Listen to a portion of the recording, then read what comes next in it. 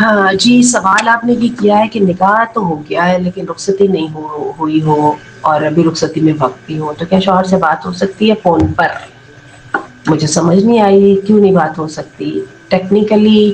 آپ نے رخصتی کو لیٹ کیا ہے. جو اللہ تعالیٰ کی ریکوائرمنٹ تھی ایک ہسبینڈ اور وائف کے اکٹھے رہنے میں اور ایک دوسرے سے ایک مخصوص وے میں انٹریکٹ کرنے میں، وہ اللہ تعالیٰ کی ریکوائرمنٹ پوری ہو چکی ہے. جو کنڈیشنز تھیں وہ میٹ کی جا چکی ہیں. وہ تو آپ نے اپنی کسی وجہ سے روکا ہوا ہے، یہ مسئلہ وہ مسئلہ جس کی وجہ سے جو ہے نا اکٹھا رہنا ممکن نہیں ہے.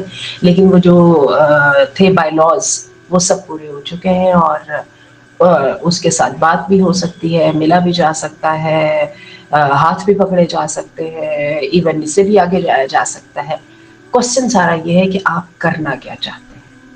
اگر تو آپ اس کو ایسا ہی رکھنا چاہتے ہیں کہ اپیرنٹلی تو یہ نکاح ہو لیکن ابھی آپ کے نزدیک جو ہے وہ یہ شادی نہیں ہوئی، یعنی ورچولی، ٹھیک ہے نا، virtually I'm not talking about literally.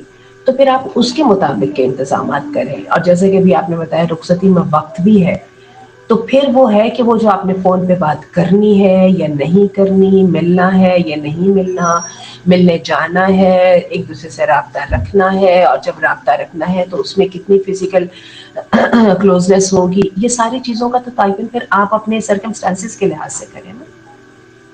تو میں نے آپ کو بتا دیا ٹیکنیکلی بالکل بات ہو سکتی ہے، کوئی حرج نہیں ہے، ٹھیک ہے. اور ٹیکنیکلی تو جس بندے سے بھی نکاح نہیں بھی ہوا اس سے بھی بات ہو سکتی ہے.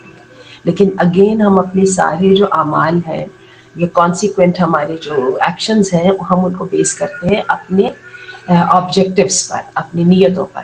تو سب سے پہلے تو آپ یہ دیکھ لیں آپ چاہتے کیا ہیں، آپ کیا کرنا چاہتے ہیں، اور اس کے بعد جو اس کا جو ایکشن پلان ہے وہ اس کے مطابق ترتیب دینا ہوگا، اور وہ پھر آپ کی ضرورت کے مطابق ہوگا. اس میں اللہ تعالیٰ کو کوئی اعتراض نہیں ہے. ٹھیک ہے. السلام علیکم ورحمۃ اللہ.